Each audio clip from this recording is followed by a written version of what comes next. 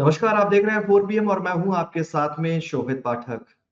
उपचुनाव को लेकर जहां उत्तर प्रदेश में एक बार फिर सियासत गर्माती हुई नजर आ रही है और हर एक राजनीतिक दल, चाहे वो बसपा हो, चाहे समाजवादी पार्टी हो, चाहे वो बीजेपी हो, चाहे चंद्रशेखर आजाद की पार्टी, आजाद समाज पार्टी, हर एक राजनीतिक दल से जुड़े नेता कोशिश करते हुए जरूर नजर आ रहा है कि इस बार कुछ सियासी समीकरण को बदला जाए। बसपा भूमिका में नहीं है क्योंकि बसपा जो है वो दिल्ली में ताल ठोकती हुई नजर आ रही है और नए सिरे से जान फूंकना चाहती है अपने राजनीतिक दल के अंदर, यानी बसपा पार्टी के अंदर। लेकिन उससे पहले एक बड़ी खबर निकलकर सामने आती है कि कल बसपा के कुछ कद्दावर नेताओं ने बसपा का साथ छोड़ दिया।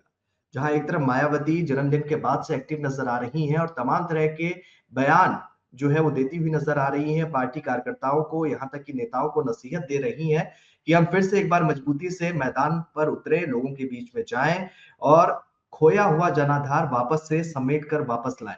लेकिन इस बीच इस तरह की खबरें जब बसपा के कद्दावर नेता जो है बसपा को अलविदा कहते हुए नजर आ रहे हैं और सारे नेता, यानी कि कम से कम उनकी तादाद जो है 10 से 15 के बीच में है, कल जिन्होंने बसपा को अलविदा कहा, और उन सभी नेताओं ने समाजवादी पार्टी जो है वो ज्वाइन कर ली है। क्या होगा इसका असर, इसी मुद्दे पर विस्तार से बातचीत करेंगे। हमारे साथ हमारे वरिष्ठ पत्रकार केपी मलिक जी जुड़ चुके हैं। केपी मलिक जी, 4PM पर आपका बहुत बहुत स्वागत है। सवाल लगातार यही उठ रहा है कि बसपा का क्या होगा, मायावती का क्या होगा सर, क्योंकि लगातार राजनीतिक उठापटक के बीच एक तरफ तो बसपा अपने आप को मजबूत करने की कोशिश करती हुई नजर आ रही है, मायावती खुद एक्टिव नजर आती हैं, कभी साइलेंट मोड में चली जाती हैं, लेकिन पिछले कुछ दिनों से वो एक्टिव नजर आ रही हैं और दिल्ली विधानसभा चुनाव में भी उन्होंने दम से उतरने और दम से लड़ाई की बात कहती हुई वो नजर आ रही है। और इस बीच यूपी में बड़ी सेंधमारी समाजवादी पार्टी करती हुई नजर आ रही है बसपा के अंदर। किस तरीके से देखते हैं मायावती का सियासी भविष्य? देखिए सोहित, आपको ये देखना होगा, सबसे पहले हमें ये सोचना होगा, अगर हमारा घर ही मजबूत नहीं होगा और हम बाहर कितने भी दावे करते रहें, उसका कोई मतलब नहीं बनता है। मायावती की जो पार्टी है बसपा, वो उत्तर प्रदेश की एक बड़ी पार्टी है। मायावती जी 4 बार उत्तर प्रदेश में मुख्यमंत्री रही हैं। इसमें कोई दो राय नहीं है कि उत्तर प्रदेश का एक मजबूत दल कभी बसपा हुआ करता था, लेकिन पिछले कई सारे चुनाव से बसपा बहुत नीचे चली गई है। हाँ, इसमें कोई दो राय नहीं है कि आज भी एक बड़ा वोट प्रतिशत मायावती के साथ है, लेकिन मायावती उस वोट को बांधे रखने के लिए क्या कर रही हैं, ये सोचनीय विषय है। हमें तो दिखता नहीं है कि पिछले चुनाव में उन्होंने कोई अपने वोट को संरक्षित करने के लिए कोई कदम उठाया हो। अगर आप देखेंगे कि भाई जो चुनाव हो रहा है, उपचुनाव, पिछले में तो उन्होंने खड़े कर दिए, इस बार उपचुनाव में आपने खड़ा नहीं किया। अगर हम मिल्कीपुर की बात करें तो लगभग लगभग 40,000 वोट है उनका, जो लगातार उनको मिलता रहा है। तो जो आपका 40,000 वोट मिल्कीपुर में है, जो 5 तारीख को मतदान करेगा, उसके लिए आपने क्या किया? उसको खुला छोड़ दिया आपने, और उसको कहीं भी जाए तो उसकी चिंता आपको नहीं है। आप दिल्ली में अगर 70 सीटें लड़ रही हैं, 69 सीटें लड़ रही हैं, तो क्या हासिल होगा यहाँ पे एक कुछ फीसदी आपको वोट मिल जाएगा और उसका कोई मायने है नहीं। तो मायावती जी खाली अब जो है खिसियानी बिल्ली खंबा नोचे वाली स्थिति में है। आज अगर आप देखेंगे, उत्तर प्रदेश हो और चाहे दिल्ली हो, इनसे कहीं मजबूत आजाद समाज पार्टी मुझे दिखाई देती है, चंद्रशेखर की पार्टी दिखाई देती है। आप फिर मिल्कीपुर की अगर मैं बात करूं तो कहीं ना कहीं अगर तीसरे नंबर पे कोई खड़ा आज की डेट में दिखाई देता है, क्योंकि कैंडिडेट भी मजबूत है। मिल्कीपुर में जो चौधरी समाजवादी पार्टी से आए हैं, आजाद पार्टी ने उनको टिकट दिया है। चंद्रशेखर ने एक बड़ा दाव वहां पे खेला है, क्योंकि उसको मालूम है कि वहां पे दलितों की तादाद अच्छी, लगभग 1.25 लाख दलित और पिछड़े वर्ग के लोग वहां पे हैं। तो उसमें सेंधमारी करने के लिए चंद्रशेखर ने एक बड़ा दाव चला है।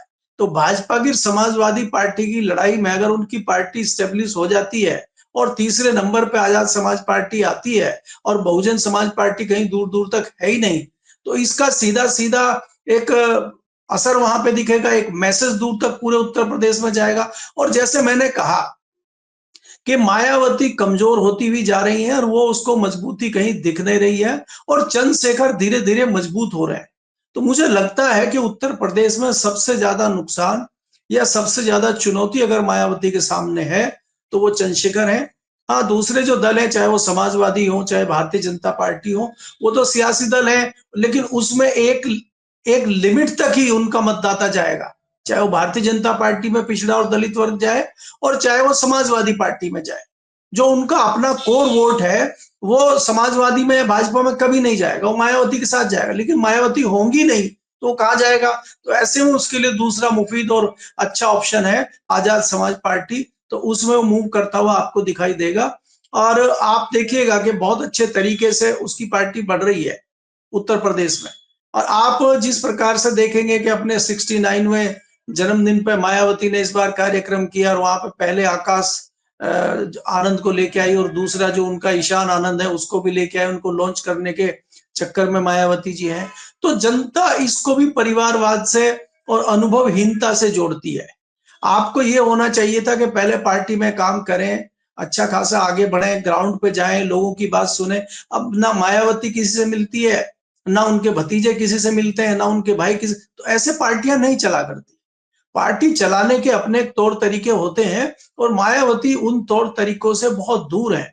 दूसरा जो मायावती के ऊपर सबसे बड़ा आरोप लगता है कि कहीं ना कहीं मायावती का आचरण इस प्रकार का रहता है कि लोग उनके ऊपर भाजपा की बी टीम होने का भी तमगा लगा देते हैं। अब वो भाजपा जी, की बी टीम है कि नहीं है, क्योंकि हमने देखा कि 2022 के उत्तर प्रदेश के चुनाव में कई जगह उन्होंने भारतीय जनता पार्टी को बहुत बड़ा नुकसान किया। तो वो भी फिर चस्पा नहीं होता उनके ऊपर आरोप जो लगता है। तो वो क्या करना चाह रही है, पार्टी को चलाना चाह रही है, नहीं चलाना चाह रही है, ये उनको मुझे लगता है खुद भी समझ में नहीं आ रहा है कि किस प्रकार से शुरू किया जाए। पार्टी चलाने के तौर तरीके होते हैं, क्षेत्र में सम्मेलन होते हैं, जिलों में प्रोग्राम होते हैं, क्षेत्र में और अपने यूपी में उसके क्या बोलते हैं, अधिवेशन होते हैं पार्टी के। तो हमने कोई सुना नहीं कि मायावती का कोई इस तरह का पार्टी को बढ़ाने का कोई कार्यक्रम चल रहा हो, नए नए जो है मतदाता बनाने का उनका काम चल रहा हो, नए अपने पार्टी के सदस्य बनाने का कोई अभियान दूर दूर तक चल रहा हो। ऐसा तो हमें पिछले दिनों दिखाई दिया नहीं है। तो मुझे नहीं लगता कि मायावती जी पार्टी को लेकर बहुत ज्यादा सीरियस है। जी। जी। अच्छा, समीकरण को भी नहीं समझ पा रहे हैं उनकी कि वो किस तरीके से काम करना चाहती हैं। कभी आकाश आनंद को पूरी छूट दे देती हैं, फिर उनके पर कतर देती हैं। तो ये चीज़ भी जो है सर समझ में नहीं आ रही है कि लगातार मायावती करना क्या चाहती है? आपको नहीं लगता है कि बहुत ज़्यादा कन्फ्यूज़ हो गई हैं अपनी सियासत को लेकर, या बहुत ज़्यादा कभी छूट देती हैं, फिर नकेल कस देती हैं? तो ये क्या कुछ दिखाता है? देखिए, इसमें शोभित अगर हम देखें पिछले 2022 के चुनाव में या 24 के चुनाव में, जिस प्रकार से एग्रेसिव होके आकाश आनंद उतरे थे, और जिस प्रकार से उनकी रैलियां हुई, लोगों से बातचीत हुई, तो लोगों में, इनके वर्ग के लोगों में एक करंट दिखाई दिया था। और उनको लगता था कि भाई एक नया युवा दलितों का आ गया है, और ये मजबूत है, पार्टी भी मजबूत है, तो कहीं ना कहीं अब बसपा बढ़ती हुई दिखाई देगी। लेकिन कुछ ही दिनों के बाद वो उनको वापस ले लिया गया, उनको हटा लिया गया, उनकी रैली स्थगित कर दी गई। तो लोगों में बड़ी निराशा हुई जो इनका वोटर था, और वो फिर सोचने लगे भाई ये क्या हुआ। हालांकि दूसरी तरफ लोगों का जो विपक्षी दल है उनका आरोप ये भी था कि अमित शाह ने मायावती जी को दबाव दे दिया है, डरा दिया है, इससे कहीं ना कहीं भाजपा का नुकसान हो रहा है, तो इनको वापस ले लिया गया। तो अगर आप इस तरह से राजनीति में करते हैं, तो इसका नुकसान आपकी पार्टी को उठाना पड़ता है। और जो एक छवि आकाश आनंद की बनी थी, वो भी कहीं ना कहीं इससे धूमिल होती है। दूसरा क्या है कि आपको राजनीति को समझने के लिए, जैसा मैंने कहा, चाहे लालू यादव के राजनीति में, मुझे लगता है सबसे ज्यादा रगड़ाई का सबसे अच्छा उदाहरण अगर मैं देखता हूं भारत में, तो सबसे अच्छा उदाहरण तेजस्वी यादव का है। जिस प्रकार से लालू यादव ने उनकी ट्रेनिंग करी है, जिस प्रकार से उनको राजनीति में आगे लेके आए हैं, वो बहुत अच्छी ट्रेनिंग तेजस्वी यादव की हुई है, और मुझे वो भविष्य में बिहार के मुख्यमंत्री बनते हुए दिखाई देते हैं। दूसरी तरफ जी, अगर हम उत्तर प्रदेश के अखिलेश की बात करें, अखिलेश की ट्रेनिंग हुई है, वो पहले सांसद बने, लोगों से मिले भी, लेकिन उनको भी एकाएक सीएम पद दे देना बहुत बड़ी चीज थी उस टाइम। पहले उनको कोई छोटा मंत्रालय देकर उनकी भी ट्रेनिंग उस तरीके से होनी चाहिए थी। आज भले ही अखिलेश यादव उत्तर प्रदेश में दूसरे बड़े सबके सबसे बड़े दल के तौर पे देखे जाते हो, समाजवादी पार्टी आज सबसे बड़ी पार्टी हो, लेकिन अखिलेश के ऊपर भी गाये बगाए इस तरह के आरोप लगते हैं कि अखिलेश भी आम लोगों से मिलते नहीं है, उनकी समस्याएं सुनते नहीं है। पार्टी के कार्यकर्ताओं से भी बहुत मुश्किल से उनकी मुलाकात होती है, और उनको भी कुछ लोगों के घेरे ने घेरा हुआ है। तो कहीं ना कहीं जी, समाजवादी पार्टी के ऊपर भी इस तरह के आरोप लगते हैं। और ऐसे में नई पार्टियों को मौका मिलता है जिस प्रकार से किसी भी छोटी घटना को देखते हुए चंद्रशेखर तुरंत पहुंच जाते हैं, अगर उनके वर्ग को कोई दिक्कत है वहां पे वो हो हल्ला करते हैं, लोगों से मिलते हैं, उनकी समस्या का निराकरण करते हैं। तो ऐसे में क्या होता है कि ऐसी छोटी पार्टी काफी आगे निकल जाती है और जो बड़ी पार्टी के नेता है वो अपने अहम में या अपने रुतबे में धरे के धरे रह जाते हैं। इसके तमाम उदाहरण है और मैं फिर वही चंद्रशेखर का उदाहरण देता हूँ कि जिसको लोग हल्के में ले रहे थे उसको भाजपा भी हल्के में ले रही थी, समाजवादी भी हल्के में ले रही थी, पश्चिम उत्तर प्रदेश का राष्ट्रीय लोकदल भी उनको हल्के में ले रहा था, कांग्रेस भी हल्के में ले रही थी और वो जीत के आ गए।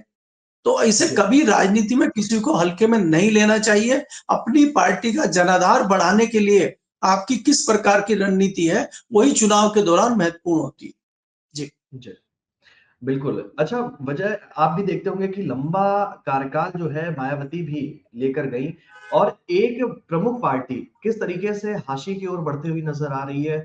और सबसे बड़ी चीज ये है कि पूर्ण बहुमत की सरकार भी बनाती है, वोट बैंक भी उन्हें सहजता है, उनके आक्रामक बयान, तिलक तराजू जैसे बयान उन्होंने दिए और कहीं ना कहीं उसको उनको उसका फायदा भी मिला। लेकिन अब एकदम से मायावती का राजनीतिक जो तिलिस्म है वो लोगों के मन से उतरता जा रहा है। बी टीम का जैसा आपने भी जिक्र किया है कि तमाम आरोप लग रहे हैं। तो क्या कुछ सच्चाई इसमें आप महसूस करते हैं कि वाकई वो इस तरह की भूमिका में नजर आ रही है या वाकई इसके अंदर खाने कुछ हकीकत है कि वो बीजेपी की बी टीम है? और वजह क्या मानते हैं कि लगातार एक पार्टी जो बढ़ती हुई पार्टी, इसका राजनीतिक कद बहुत बड़ा था, वो जो है आसमान से डायरेक्ट धरातल पर जाती हुई नजर आ रही है। वजह क्या है इसकी? देखिए शोभित, अगर आप देखेंगे ऐसा नहीं है, मायावती ने और बहुजन समाज पार्टी ने नए नए आयाम स्थापित किए हैं और वहां तक लोगों को पहुंचना कोई भी किसी भी बड़े दल का अभी तक कोई नेता मुझे दिखाई नहीं देता है कि जो 4 बार उत्तर प्रदेश का मुख्यमंत्री रहा हो और इतने बड़े वर्ग का प्रतिनिधित्व करता हो। और आज भी ऐसा नहीं है कि उत्तर प्रदेश में कितनी भी बुरी स्थिति में मायावती और बसपा हो, आज भी उनका एक कोर वोटर है जो उनके साथ ही जाएगा। जहां ऑप्शन ही नहीं होगा वहां वो नहीं जाएगा, घर से ही नहीं निकलेगा वो। तो जिस प्रकार से मिल्कीपुर की हम बात कर रहे हैं कि आप उपचुनाव में जाते ही नहीं है, इनका पहले ये भी रहा कि उपचुनाव में अपने कैंडिडेट को खड़ा नहीं करती हैं। और इस बार तो आपने देखा होगा अपने जन्मदिन पे इन्होंने आरोप भी लगाया कि हम इसलिए अपने कैंडिडेट को खड़ा नहीं कर रहे हैं कि सरकारें चुनाव में हेराफेरी करती हैं। तो सरकार में तो जी, आप भी नहीं है, तो इसका मतलब आपको जानकारी है। दूसरी चीज ये है कि मायावती को अपना जनाधार बढ़ाने के लिए पार्टी की जो एक्टिविटी करनी चाहिए वो नहीं कर रही है। इसके पीछे जो आपने सवाल पूछा, मुझे ये लगता है कि कहीं ना कहीं मायावती के कार्यकाल में जिस तरह से उनके ऊपर आरोप लगे हैं, जिस तरह से उनके खिलाफ कई सारे केस दर्ज किए गए हैं, उनसे उनको डराने का और दबाने का काम पहले कांग्रेस ने भी किया है और वही काम अब भारतीय जनता पार्टी उनको ब्लैकमेलिंग कर रही है। इस तरह की भी खबरें हैं। हालांकि मैं पक्के तौर पे इस बात को नहीं कह सकता हूं, लेकिन जब हम एक्टिविटी देखते हैं, जब हम व्यवहार देखते हैं, मायावती के व्यवहार में आ जाता है कि वो क्यों नहीं आगे बढ़ रही हैं। चाहे वो लोकसभा का चुनाव हो, चाहे वो विधानसभा का चुनाव हो, जो वो एग्रेसिव तरीके से पहले बढ़ती थी, जो उनकी पार्टी के नारे हुआ करते थे, जिसका आपने भी जिक्र किया तिलक तराजू वाला, इस तरह के नारे आजकल क्यों नहीं आते? पहले क्यों आए थे?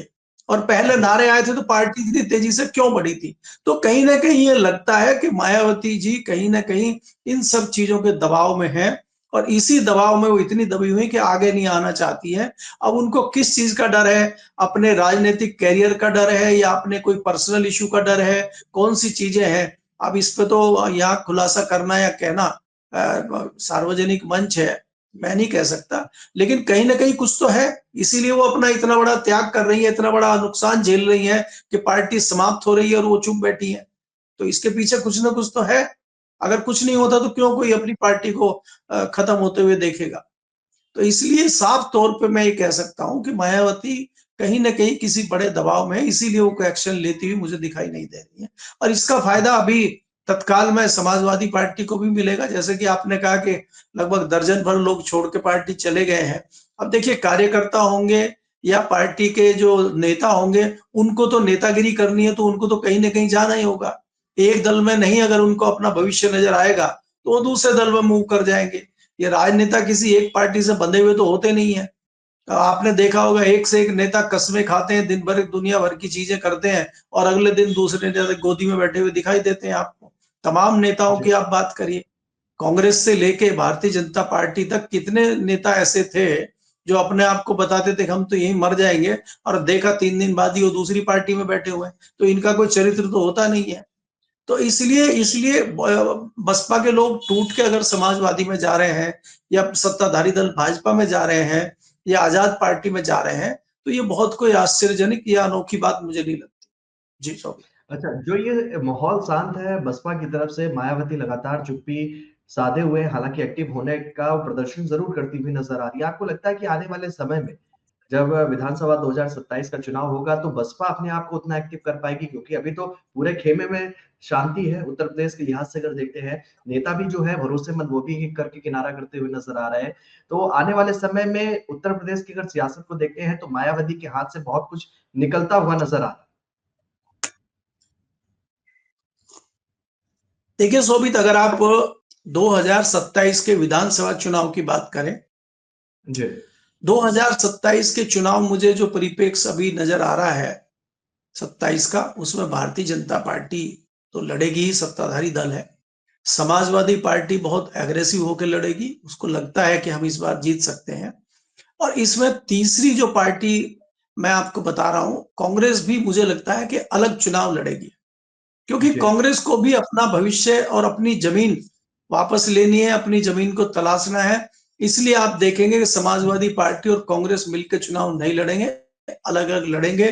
जैसे समाजवादी पार्टी कांग्रेस दिल्ली में अलग चुनाव लड़ रही है, जबकि महागठबंधन में है, लेकिन वो अपनी जमीन तलाशने के लिए, क्योंकि आप कांग्रेस में भी इस तरह की चर्चाएं हैं कि कांग्रेस अगर सही तरीके से टिकट बांटती, कांग्रेस बहुत सीरियसली उत्तर प्रदेश में लड़ती, तो कहीं ना कहीं उनके 10 से 11 एमपी आ सकते थे।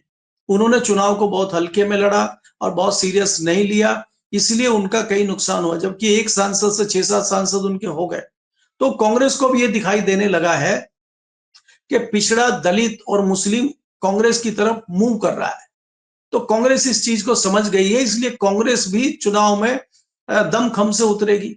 जो उसके बाद एक पार्टी मैंने जिक्र किया आपको, आजाद समाज पार्टी का जनाधार में उत्तर प्रदेश में बढ़ता हुआ देखता हूं, क्योंकि जिस प्रकार से चंद्रशेखर आया है और मायावती कमजोर हो रही है, तो मायावती का वोटर चंद्रशेखर की तरफ शिफ्ट हो सकता है, क्योंकि उसको एक ऑप्शन मिलता है। तमाम चीजें जो मायावती वाली हैं, वही चीजें चंद्रशेखर लेके आगे बढ़ रहे हैं, चाहे वो काशीराम जी का मामला हो, चाहे वो भीमराव अंबेडकर का मामला हो। और भारतीय जनता पार्टी गाये बगाए जिस प्रकार से संविधान पे और अंबेडकर पे हमला कर रही है, उसका फायदा भी चंद्रशेखर को मिलेगा। तो मुझे चंद्रशेखर का भी जनाधार बढ़ता हुआ नजर आता है आने वाले चुनाव में। जिस प्रकार से वो ग्राउंड पे अपनी मेहनत कर रहे हैं और आगे बढ़ने की कोशिश कर रहे हैं, तो मुझे लगता है वो जनाधार बढ़ेगा, और वो जनाधार बढ़ने में मायावती का बहुत बड़ा सहयोग रहेगा, क्योंकि वो राजनीति में उस तरह से एक्टिव नहीं दिखाई देती हैं। तो इसलिए उनका वोटर इनकी तरफ मुझे जाता हुआ साफ साफ दिखाई दे रहा है। जी। जी। आगे चलकर जो ये परिस्थितियां बनती हुई नजर आ रही है 2027 का, जैसा कि आप भी जिक्र कर रहे हैं, तो बसपा को कहां पाते हैं? क्या ये फाइट में रहेगी? क्योंकि स्थितियां तो बहुत ज्यादा नाजुक है। और उस टाइम पर इन्हें वो नेताओं का सहयोग मिलेगा जो आज पार्टी छोड़कर जा रहे हैं, या इस तरह के कोई प्रमुख चेहरे पर भरोसा जता पाएंगे और उसके बीच में, जनता के बीच में अपनी छाप छोड़ पाएंगे? 2027 में इनके सियासी भविष्य को कहां पाते हैं? आज की अगर स्थिति की अगर तुलना करते हैं देखिए सोहित, राजनीति में कोई किसी का कुछ पता नहीं चलता है कि कौन कब कहां चला जाए। उसका सबसे जी। बड़ा उदाहरण दिल्ली में आप देखते हैं कि 15 साल की शीला दीक्षित की सरकार जीरो पे आ जी। गई थी, और चंद महीनों पहले बनी पार्टी आम आदमी पार्टी सत्ता पे काबिज हो गई थी।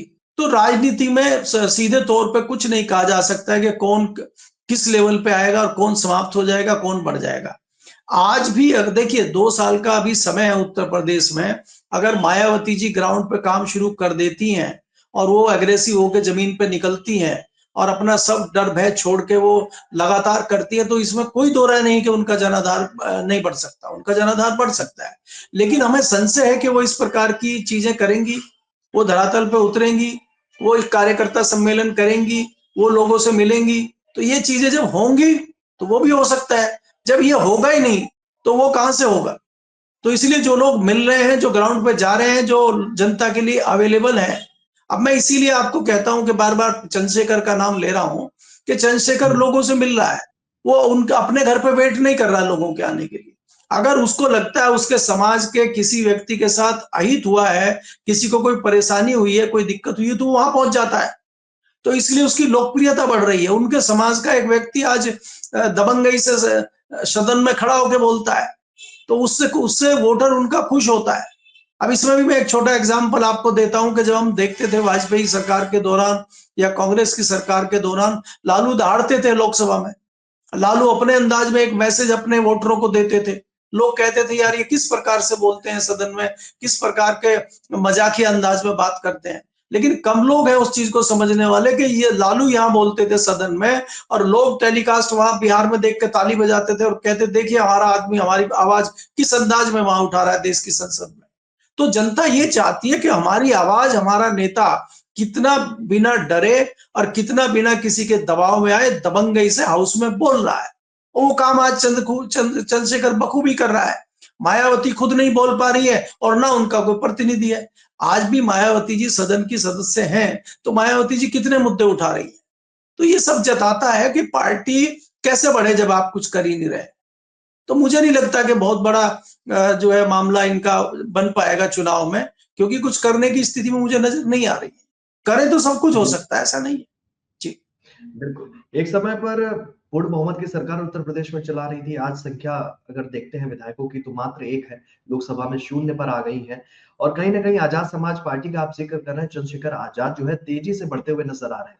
दोनों की सियासत में किस तरह का अंतर पाते हैं आप? क्योंकि चंद्रशेखर आजाद की अगर आप लैंग्वेज को सुने, हाँ, कभी शुरुआती दौर में जब उन्होंने डेब्यू किया था, अपने आप को स्थापित करने की कोशिश करते हुए नजर आए थे, तब इस तरह का एग्रेशन उनके अंदर बहुत ज्यादा देखने को मिलता था। वो सीधा-सीधा नाम लेकर हमला करते हुए नजर आते थे, कह सकते हैं राजनीतिक दलों पर। लेकिन अब की राजनीति में बड़ा परिवर्तन उनमें मैं महसूस मैं देखता हूँ कि वो लगातार वो लोगों की तारीफ कर रहे हैं। अभी हाल ही में उन्होंने एक बयान दे दिया प्रियंका गांधी को लेकर कि प्रियंका गांधी को मैं बहन मानता हूँ।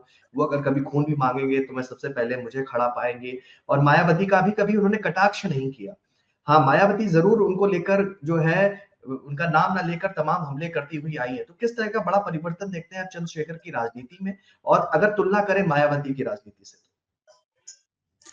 देखिए सोभिक जी, अगर आप चंद्रशेखर की और मायावती की तुलना करते हैं या बात करते हैं, मायावती जी की प्रॉपर एक ट्रेनिंग राजनीति में माननीय काशीराम जी ने की थी, और काशीराम जी ने उनको आगे बढ़ाने का काम किया था, और हर कदम पे वो उनके साथ थे। मायावती जी की बहुत अच्छी ट्रेनिंग उस दौरान हुई थी। चंद्रशेखर की कोई उस तरह की राजनीतिक ट्रेनिंग नहीं हुई है।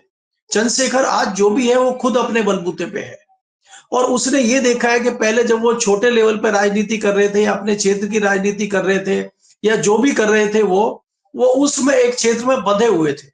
आज उसका दायरा बढ़ा है, और दायरा बढ़ने के बाद वो लोग देश की सबसे बड़ी जो हमारा मंदिर माना जाता है, हमारी संस्था मानी जाती है, जहां पे हमें सारी चीजें रखनी होती, वहां पे वो पहुंचे, उसके सदस्य बने हैं। तो वहां का आचार व्यवहार, वहां के तौर तरीके वो सीख रहे हैं। तो इसीलिए उनकी भाषा भी बदली है।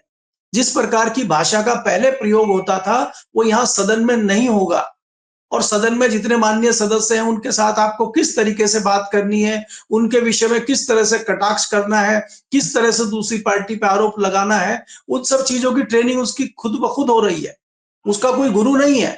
तो इसलिए कई मायने में हम ये कह सकते हैं कि जो उनकी ट्रेनिंग खुद ब खुद हो रही है और ग्राउंड पे हो रही है, तो वो लंबी रेस का घोड़ा है। और आने वाले दूसरा क्या है कि जैसे प्रियंका गांधी के ऊपर कुछ भारतीय जनता पार्टी के नेताओं ने कटाक्ष किया था, तो वहां पे महिला सम्मान की बात चल रही थी। तो मुझे लगता है जो बयान आप चंद्रशेखर का बता रहे हैं, महिला सम्मान को देखते हुए उन्होंने, किसी ने सवाल पूछा होगा, पत्रकार ने उसका जवाब देते हुए उन्होंने ये बात कही होगी, या किसी रैली में ये बात कही होगी। तो महिलाओं के सम्मान की बात करने के लिए तो आप उनका दूसरा सबसे बड़ा उदाहरण है, जब वो पहलवान बेटियां आंदोलन कर रही थी जंतर मंतर पे, सबसे पहले पहुंचने वालों में चंद्रशेखर थे, और उन्होंने कहा था कि आपका भाई यहाँ पे खड़ा हुआ है। तो इसीलिए मैं कह रहा हूं, मायावती का कोई बयान उस दौरान नहीं आया, तो चंद्रशेखर वहां पे पहुंच गए डायरेक्ट। मीडिया ने भी उनको घेरा, मीडिया में भी उनके बयान आए। तो ये अंतर है ना दोनों चीजों में। तो इसलिए चंद्रशेखर चीजों को समझ रहे हैं कि उससे उनका राजनीतिक हित भी सधे, और उनके लोगों में भी एक मैसेज जाए कि ये हमारे सुख दुख में हमारे साथ खड़े हुए हैं। जनता ये चाहती है कि जिसको हम वोट देते हैं, अच्छे बुरे में वो हमारे साथ रहे, उसकी कोशिश जनता करती है। तो वो उसके लिए अवेलेबल है चंद्रशेखर। तो इसलिए मुझे लगता है कि चंद्रशेखर का जनाधार भी बढ़ेगा और आने वाले समय में बड़ा नेता चंद्रशेखर बनेगा। मुझे तो ऐसा ही दिखाई देता है। जी जी। मायावती हर चुनाव में बहुत एक्टिव नजर आती है। देखिए दिल्ली विधानसभा चुनाव में 70 में 69 सीटों पर अपने प्रत्याशी घोषित कर दिए हैं। दिल्ली की सियासत में मायावती का कोई वजूद बन पाएगा या नहीं बन पाएगा, सवाल नंबर 1 ये तो है। दूसरी बड़ी चीज ये है कि हरियाणा में भी जब उन्होंने मतलब गठबंधन में चुनाव लड़ा, तो भी वहां कुछ खास कमाल नहीं कर पाई। फिर जब हार जाती हैं तो एक प्रेस कॉन्फ्रेंस करती हैं और फिर पल्ला झाड़ती हुई नजर आती हैं। और दिल्ली में दमखम दिखा रही, उत्तर प्रदेश में जो साथी नेता है वो साथ छोड़ते हुए नजर आ रहा है। तो आपको लगता है कि दिल्ली में कुछ कमाल कर पाएंगे, क्योंकि उम्मीदें तो बहुत ज्यादा उन्होंने पाल ली हैं दिल्ली को लेकर और बयान भी देती हुई फिलहाल नजर आ रही है। देखिए, सोबित इसी से संशय होता है। आप जानते हैं कि दिल्ली में अरविंद केजरीवाल के पास पिछड़ा और दलितों का वोटर है, वो उन्हीं को फोकस करते हैं, झाड़ू उनका निशान है। तो जी उसमें सेंध लगाने का काम मायावती कर रही है। अगर 2-4% वोट वो ले लेती हैं तो सीधा सीधा नुकसान केजरीवाल का है और फायदा जी भारतीय जनता पार्टी का हो रहा है। तो आम जी आदमी और साधारण व्यक्ति भी अंदाजा लगा सकता है। इसीलिए तो उन पे सवाल उठ रहा है कि उन पे जो भाजपा की बी टीम होने का जो तमगा लगता है, वो इन्हीं सब कारणों से लगता है कि आप दिल्ली देखिए, दिल्ली में अगर किसी पार्टी को चुनाव लड़ना है तो देश में कि कोई कहीं भी लड़ सकता है, इसमें कोई दिक्कत नहीं है। अब जनता दल जो बिहार में सरकार में है, वो एक सीट, एक विधानसभा पे चुनाव लड़ रही है और मायावती जी का जहां एक विधानसभा सदस्य है पूरे उत्तर जी प्रदेश में, वो सारी सीटों पर चुनाव लड़ रही है। तो इसके क्या मायने हैं? तो ये इसका मतलब आप क्या समझ रहे हैं? तो ये जताता है कि कहीं ना कहीं आप भारतीय जनता पार्टी को हेल्प करने के लिए अपने आप को खत्म होने को तैयार हो। तो ये तो एक मजाक लगता है कि पार्टी को आपने मजाक बना के रख दिया है और धीरे धीरे उनके लोग भी इस चीज को समझ रहे हैं। अगर मायावती का इतना ही असर दिल्ली जैसी जगह में हो तो उनको तो 10-20 उनके एमएलए आ जाने चाहिए। हरियाणा में जी उनके 2-4 एमएलए आने चाहिए। ऐसा तो है नहीं कि दलित बाहुल्य सीटें हरियाणा में नहीं है या दिल्ली में नहीं है। भाई, दिल्ली में तो सारी लड़ाई ही केजरीवाल जो है दलितों और पिछड़ों के पीछे लड़ रहा है। उसको तो मालूम है कि भारतीय जनता पार्टी जो है ऊपर तो उसको आने ही नहीं देगी। अब तमाम जो है जाति और धर्म के खेल भारतीय जनता पार्टी खेल रही है, लेकिन उसके जो वोटर हैं और जो पिछड़े और दलित बंधे हुए हैं केजरीवाल से, उनको तोड़ने के लिए सारे जो है शाम दाम दंड भेद भारतीय जनता पार्टी कर रही है और उसी में से एक मायावती को लाना है। नहीं तो मायावती का 69 सीटों पर लड़ने का क्या काम? तो ये जी जो है, ये कहीं ना कहीं भारतीय जनता पार्टी की बी टीम होने का दावे को पुख्ता करता हुआ उनका एक कदम है जो दिल्ली में आपको दिखाई दे रहा है। जी जी। बिल्कुल, एक अंतिम सवाल आपसे पूछना चाहूँगा, क्योंकि मुझे याद आ गया वो अमित शाह का बयान अम्बेडकर को लेकर, जो अभी पिछले दिनों आपने भी देखा देश में किस तरह का प्रदर्शन, और कांग्रेस ने पूरा का पूरा बयान हाईजैक कर लिया और खुद मोर्चे पर उतर आई। ज़रूर इससे कांग्रेस लॉबी अपने आप को, जैसा कि आपने शुरुआत में ज़िक्र किया था कि कांग्रेस जो है वो वोट बैंक में कहीं न कहीं वोट बैंक को पाना चाहती है और अपनी स्थिति को मजबूत करना चाहती है। लेकिन मायावती का रुख क्या कुछ कहलाता है? जैसा कि आप भी कह रहे हैं, लगातार आरोप यही लगता है कि बी टीम का काम कर रही है। हालाँकि कई राजनीतिक लोग भी ये इस बात पर पूरी तरीके से मोहर लगाते हैं कि जो उनका रवैया है, वो बिल्कुल भी ठीक नहीं है। अम्बेडकर वाले बयान पर वो एग्रेसिव नज़र नहीं आया जो मायावती रखती हैं। किस तरीके से देखते हैं उनकी इस चीज़ को? देखिए देखिए शोभित, अगर आप देखें भीमराव अंबेडकर की बात जब आती है, संविधान की बात आती है, तो सबसे ज्यादा जो पैरोकार रही हैं उनकी तो मायावती है। तो मायावती को तो जी, सबसे आगे, सबसे फ्रंट फुट पे आगे खेलना चाहिए था। और मायावती के पास तो एक बहुत बढ़िया स्वर्णिम मौका था, उस पर ही अपनी जी, पार्टी को जिंदा कर सकती थी। लेकिन क्यों नहीं किया? इसका क्या कारण है? इसी चीज को लेकर जो छोटे से छोटे लोग हैं, जो दूसरी पार्टियां, चाहे कांग्रेस भी आजकल अंबेडकर की बात कर रही है, कांग्रेस भी संविधान को लेकर पूरे भारत में घूम रही है और कांग्रेस को फायदा हुआ है। कांग्रेस जहां 2019 में 50 पे थी, वहां 100 पे पहुंच गई है 2024 में, संविधान के नाते, संविधान के भरोसे, संविधान के कंधे पे चढ़ के वो 100 पे पहुंच गई है। अगर कांग्रेस पहुंच सकती है तो बसपा क्यों नहीं पहुंच सकती? तो कहीं ना कहीं हमें ये समझना होगा कि मायावती इतने हॉट मुद्दे को भी छोड़ के चुपचाप बैठी हुई है, इसके पीछे क्या रणनीति है? दूसरा, मैं देखता हूं कि अगर आप बिहार के विधानसभा चुनाव की बात करें, वहां पर नीतीश कुमार को यही खतरा है कि नीतीश जी, कुमार के साथ जो वोटर है वो पिछड़ा और दलित वोटर है। अगर वो भारतीय जनता पार्टी के साथ रहेंगे तो अमित शाह के अंबेडकर पे दिए गए बयान और संविधान के मुद्दे पे भारतीय जनता पार्टी के साथ उनका भी बड़ा नुकसान हो जाएगा। इसीलिए वो सोच विचार कर रहे हैं एनडीए से अलग होने का। और तीसरी चीज यही आती है कि मैं फिर उसी पे आता हूं कि अगर मायावती जी इस मामले पे एग्रेसिव होके नहीं आई है तो इसका फायदा कहीं कांग्रेस को मिलेगा। जहां जहां दलित पार्टी नहीं होगी वहां वहां कांग्रेस को इसका बड़ा फायदा मिलेगा। और उत्तर प्रदेश जैसी जगह में, जो मैंने पहले विश्लेषण आपको किया और बताया विस्तार से, कि मैं इसीलिए कांग्रेस को बढ़ता हुआ देखता हूं उत्तर प्रदेश में, क्योंकि ये रीजन है। और उसके बाद जो फायदा, जो उसके कांग्रेस के बाद जो बड़ा फायदा मैं देख रहा हूं वो आजाद समाज पार्टी को देख रहा हूं। तो इसलिए इसलिए मायावती को इस बढ़िया मुद्दे पे आना चाहिए था, और नहीं आई है तो ये जताता है कि वो पार्टी को खुद ही खत्म करना चाहती है।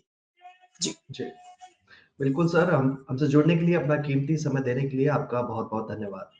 तो कह सकते हैं धन्यवाद। कि मायावती का जो तेवर है इस वक़्त, वो ज़रूर सस्पेंस को बढ़ाता हुआ नज़र आ रहा है, लेकिन इस बीच बड़ी खबर ने सबका ध्यान खींचा है, क्योंकि एक तरफ तो बसपा अपने आप को बढ़ाने की कोशिश करती हुई नज़र आ रही है, और दूसरी तरफ लगातार अपनी सियासी ज़मीन में वो कमज़ोर हो रही है। यानी कि उत्तर प्रदेश का मैं ज़िक्र कर रहा हूँ, यहाँ पर बसपा को बड़ा झटका लगा है, लगभग दर्जन भर नेताओं ने बसपा का साथ छोड़ दिया है, और कहीं न कहीं समाजवादी पार्टी की साइकिल पर वो नेता सवार हो गए हैं।